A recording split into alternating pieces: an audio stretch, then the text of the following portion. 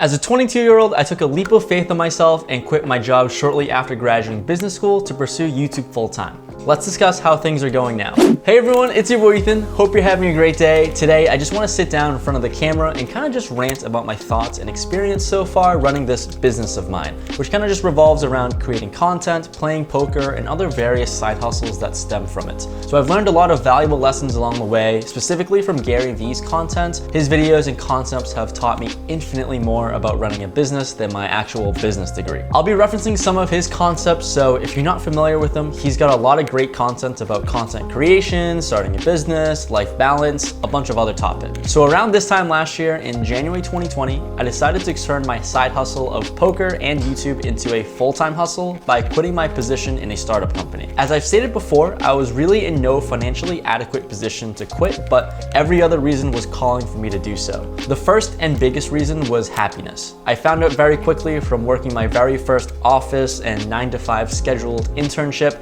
that the traditional path wasn't for me.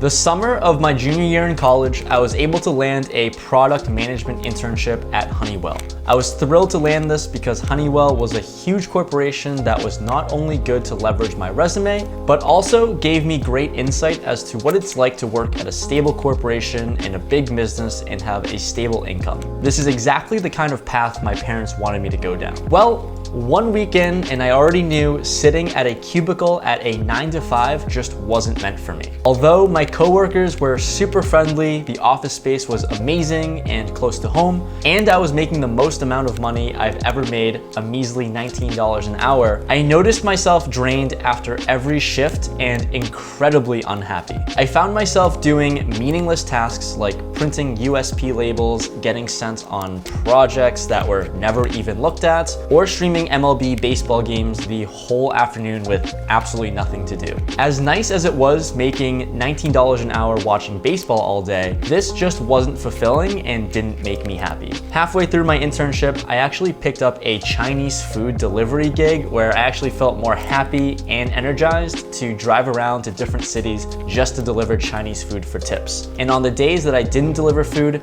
I would take trips to a local casino an hour away and slowly learn how to play poker from watching. So why rant about a seemingly perfect internship that happened 3 years ago? Well, one of the first videos I watched from Gary Vee included a message that really resonated with me.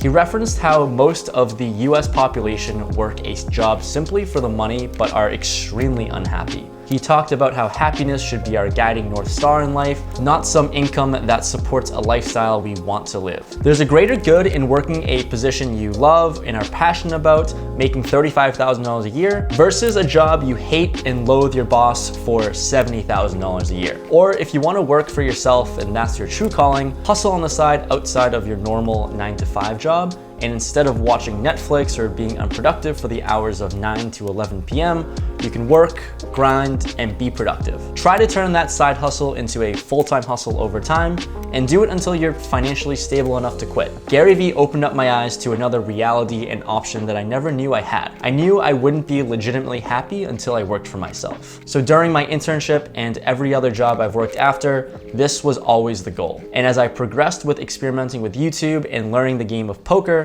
things started to pick up my first summer after graduation. Because I worked for a startup, sometimes I'd clock in 10-hour workdays or 50-hour plus work weeks. But I learned quickly early on that there's 168 hours in a week, and I learned that you just have to make the most of your time. So yeah, I'd stay up till 2 to 3 a.m. degenning some poker or editing a video after a long work shift, but that's just the lifestyle that I signed up for. When it came time for me to quit my stable startup position, I talked about how I wasn't financially ready, but looking back, I just was really lucky at the time. First, I'm still young enough where I don't have many responsibilities or obligations. At the time, I was able to live rent-free and expense-free at home with my family, which is really a nice luxury.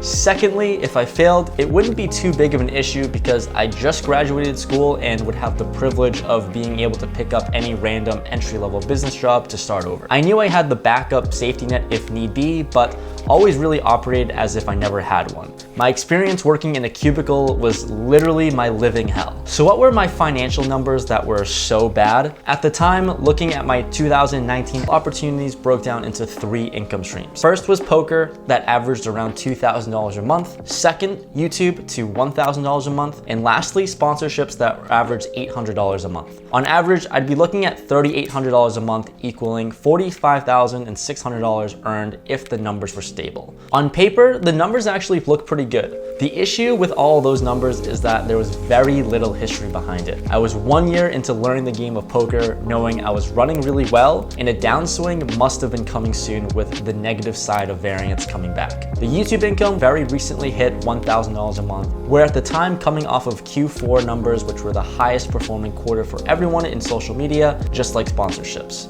This put a lot of financial pressure to win at poker, which itself isn't something I even wanted to do long term, nor confident in doing myself. But I was just crazy enough to just let go of what little stability I had in my startup position and bet on myself. Looking back from that point about a year ago, I've been very lucky to see some success and grow the channel into something that I can call consistent for the time being. I still haven't really experienced a true downswing yet, with positive variance hitting me like a wall of bricks in 2020. My overall happiness is certainly higher being able to work for myself, and very recently I crossed the 50,000 subscriber milestone, and hopefully there's more to come. If you've enjoyed my rambling and somehow made it this far, let me know what you think in the comments below. Thanks so much for watching, and I'll see y'all next Tuesday.